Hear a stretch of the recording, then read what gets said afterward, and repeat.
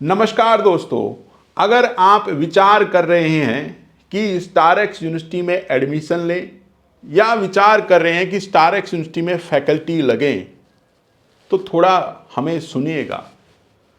देखिए, स्टारएक्स यूनिवर्सिटी गुरुग्राम, उनके जो चांसलर हैं, एक्चुअली में उनके पास अप्रूवल नहीं है गवर्नमेंट की कि वो चांसलर हैं। देखिए, उनको पहले टाइम जो चांसलर का अप्रूवल लेटर मिल गया था वो 3 साल के लिए मिला था, लेकिन 3 साल बाद क्या होता है, उनका जो चांसलरशिप का जो लेटर है वो क्या होना चाहिए, रिन्यू होना चाहिए। ये बहुत ही महत्वपूर्ण है, लेकिन उनको कोई रिन्यूअल नहीं मिला है।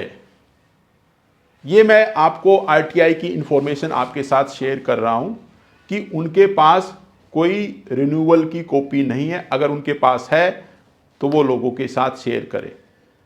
तो पहली बात, वहां पे जो चांसलर है वो लीगली चांसलर है ही नहीं।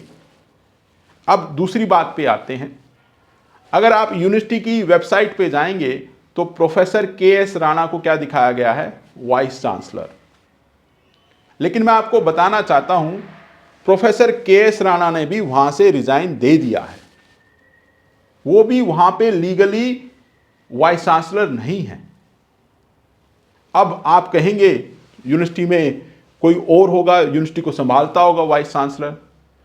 तो मैं आपको बताना चाहता हूं, वहां पे अब जो प्रो वाइस चांसलर हैं डॉक्टर अशोक दिवाकर, वो संभालते हैं इसको। लेकिन मैं आपको बताना चाहता हूं, पहले इस यूनिवर्सिटी के फाउंडिंग वाइस चांसलर रहे हैं डॉक्टर अशोक दिवाकर। बाद में दोबारा उनकी ज्वाइनिंग हुई है, यहां पे उन्हें दोबारा ज्वाइन किया है। लेकिन यहां पे एक बात और मैं बताना चाहता हूं कि जब वो ज्वाइनिंग कर रहे थे तो यहां के जो रजिस्ट्रार हैं उनका लेटर देख लीजिएगा। उन्होंने उनकी जो ज्वाइनिंग है as a vice chancellor challenge कर दी थी, इसलिए उन्होंने दोबारा ज्वाइन किया as the pro vice chancellor. मतलब कि वो एलिजिबल है ही नहीं वाइस चांसलर बनने के। लेकिन क्या है, बड़ी बड़ी संघ की जो वो है संस्थाएं, उनके साथ उनके संबंध है, तो उनको यहाँ पे क्या बनाया गया है, पहले क्या बनाया गया था, वाइस चांसलर। अब वो वहाँ पे क्या कर रहे हैं, प्रो वाइस चांसलर का काम कर रहे हैं। अब एक और बात थोड़ा विचार कीजिएगा कि यहाँ पे रजिस्ट्रार भी नहीं है, रजिस्ट्रार भी नहीं है, ऑफिशिएटिंग रजिस्ट्रार हैं। ओके, रजिस्ट्रार कोई है नहीं। जो पहले रजिस्ट्रार थे उन्होंने भी क्या कर दिया है, रेजिग्नेशन दे दिया। तो अब यहां पे देखिए, इस यूनिवर्सिटी में चांसलर लीगली चांसलर नहीं है, वाइस चांसलर नहीं है, रजिस्ट्रार नहीं है। तो थोड़ा एडमिशन लेने से पहले सोचिएगा। हाँ, सबसे बड़ी बात है कि यूजीसी का उनके पास अप्रूवल है या नहीं, 2F का अप्रूवल है या नहीं। तो मैं आपको बताना चाहता हूं, थोड़े दिन पहले यहां के ऑफिशिएटिंग रजिस्ट्रार ने एक लेटर, एक सर्कुलेट किया था, आप देख सकते हैं। इसमें उन्होंने कहा है कि उनको अप्रूवल मिल गया। लेकिन अगर आप यूजीसी की वेबसाइट पे जाएं, अगर आप यूजीसी की वेबसाइट पे जाएं तो आपको यूजीसी की वेबसाइट पे कोई इंफॉर्मेशन नहीं मिलेगी ऐसी। उसमें लिखा है कि अभी इनका इंस्पेक्शन होना बाकी है, कमेटी बन गई है। लेकिन इस यूनिवर्सिटी का कोई इंस्पेक्शन हुआ नहीं, हमारी नॉलेज में तो कोई इनकी विजिट हुई नहीं है, यूजीसी का इंस्पेक्शन हुआ नहीं है।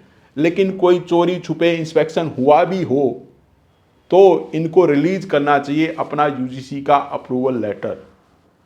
जब आप वहाँ पे एडमिशन लें, वहाँ पे ज्वाइनिंग लें एज ए प्रोफेसर, तो विचार कीजिएगा कि क्या उनके पास यूजीसी का अप्रूवल लेटर है या नहीं।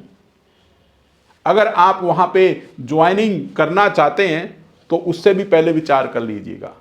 आपका इंटरव्यू होगा, सब कुछ होगा, लेकिन आपको मिलेगा letter of intent. Appointment letter नहीं मिलेगा, लेटर ऑफ इंटेंट। वो कई बार वो लीगली इतना वैलिड नहीं होता है, आप उसको जाके कहीं पे चैलेंज नहीं कर सकते। तो आप क्या होंगे, दूसरी यूनिवर्सिटी से रिजाइन करेंगे। आप इसमें आना भी चाहेंगे जिस दिन, उस दिन आपको मना भी कर सकते हैं, अभी नहीं लेंगे जी। उनकी मनमर्जी चलती है। आपका जो भविष्य है अंधकार में जा सकता है। अब हो सकता है कि आप वहाँ पे पढ़ाने लग जाएं, ज्वाइनिंग कर लें, लेकिन एक खतरा और भी है, आपको कभी भी निकाला जा सकता है। अगर आपने कोई छोटी मोटी गलती कर दी, निकाल दिए जाओगे। कोई पॉलिसी कुछ फॉलो नहीं होगी, आपको क्या निकाल दिया जा सकता है। और ऐसा हुआ है, एक के साथ नहीं, 10-12 लोगों के साथ। कई वाइस चांसलर को निकाला गया है, कई वाइस चांसलर को निकाला गया है, रजिस्ट्रार को ऐसे निकाला गया है। फैकल्टीज की तो बात ही भूल जाए, उनको भी इसी तरह से निकाला गया है। तो मैं प्लीज़ आपसे कहना चाहूँगा, अगर आप स्टारएक्स यूनिवर्सिटी में पढ़ना चाहते हैं या वहाँ पे पढ़ाना चाहते हैं, दोनों स्थिति में वहाँ के जो अप्रूवल हैं, वहाँ का जो सिस्टम है, उसको थोड़ा समझ लीजिएगा, विचार कर लीजिएगा।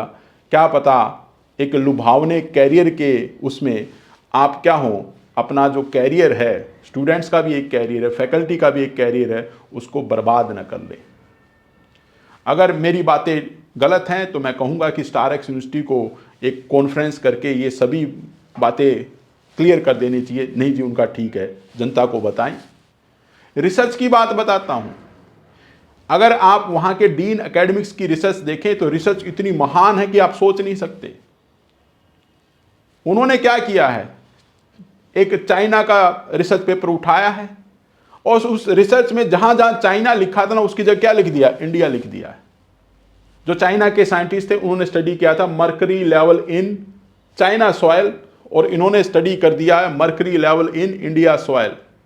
ऐसी बात समझिए कि किसी बच्चे ने काऊ का एस्से लिखा है और दूसरे बच्चे ने हॉर्स का एस्से लिखा है, और जो दूसरे बच्चे ने हॉर्स का एस्से लिखा है तो जो काऊ का एस्से कॉपी किया है, सिर्फ क्या कर दिया, काऊ की जगह हॉर्स लिख दिया, सारा मतलब ही बिगड़ गया।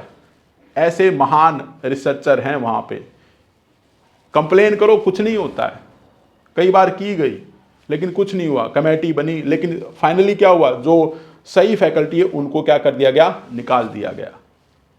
तो प्लीज़, अगर आप स्टारएक्स यूनिवर्सिटी में पढ़ना चाहते हैं या पढ़ाना चाहते हैं तो थोड़ा सोच विचार कर लीजिएगा इन पॉइंट्स के ऊपर। Thank you for watching this. Have a nice time.